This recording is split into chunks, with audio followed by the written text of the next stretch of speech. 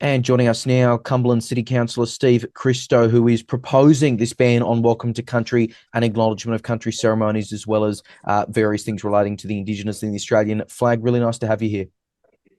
Nice to be here, Leo. So, in short, why have you proposed this? Why do you want these ceremonies banned? Well, because it's offensive. It is offensive to be welcomed into your own country and for people to have to sit through phrases like never was, never will be, never ceded land. For people like myself and many other of millions of Australians that were born in this country or migrated to this country and have worked and contributed and paid their taxes or rates to make this country a better place, it is really offensive and divisive to be told we don't belong in this country and it belongs to somebody else. It's about equality. It's not an attack on the Indigenous people. It's about equality and standing as equals, side by side, shoulder to shoulder, hand in hand with our Indigenous brothers and sisters. I know with these ceremonies, and there are differences between welcome and acknowledgement, which are deeper, and that could be a whole separate thing we could go into. But, the argument is made, right? This is just for respect, and it's less, welcoming to Australia. It's welcoming to the local country, the local Indigenous groups that were around. Is it really that big of a problem if it's there? These only last for about 30 seconds to a minute. Does it matter?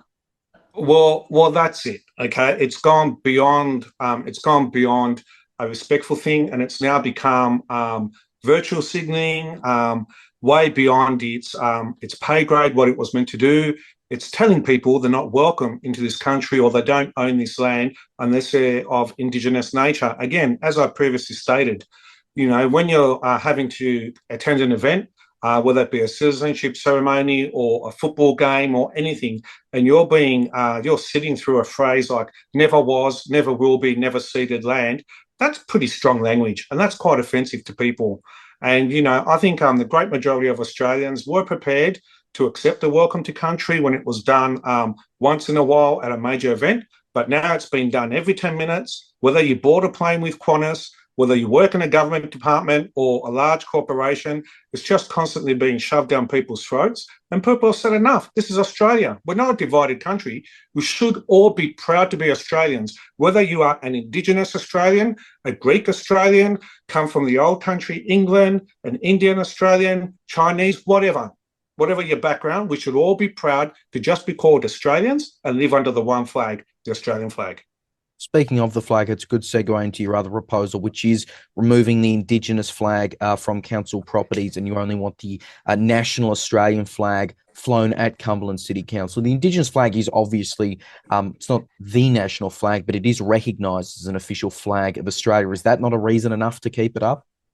No, I don't believe so, and not when it's causing such great division. You see this with the press conference of the minister the other week, where they interrupted, I think it was Annika Wells's press conference, to tell her to adjust the flags because all the flags weren't in the background. The three flags, I believe, the Australian, the Aboriginal flag, and the Torres Strait Islander flag. And then at the end of it, after they've adjusted it, you can only see the Indigenous flag anyway. This is a kind of joke that this issue is really becoming, and we are losing our national identity, and we should be proud to all stand together under the Australian flag. Like you would never see the Americans copying any other flag behind the American flag, and we shouldn't accept it either. I know you cited when you announced this the other day that there was that high no vote in Cumberland at the 2023 Voice to Parliament referendum. As we both know, right, that referendum, it was on the voice. It wasn't on welcome to country. It wasn't on flags. Have we actually heard what residents have said specifically about those proposals? Has there been some consultation on whether they do support that? Because there would, or I imagine at least there would be at least some people, maybe not just in Cumberland, who were against the Voice to Parliament, but are fine with flying the Indigenous flag or having a welcome to country ceremony. Oh, look, my community overwhelmingly want me to take a sledgehammer to these issues. I'm very in tune with my community. I've gone out there to say pioneering on a limb on many occasions, not just a one-off. And I'm constantly told by outsiders outside of our community that I'm wrong, and you watch what happens to you every election. And I keep getting elected back because I represent my community loudly and proudly. And I'm letting you know confidently They want me to take a sledgehammer to these issues because they're sick of the divisiveness. You know, in Cumberland, out of 250,000 residents, roughly 1,450 of them are Indigenous. That's 0.6% of the population, Leo. And yet we have a full Indigenous scheme at council. You know, and where does it stop? We're naming dual names of streets or places now.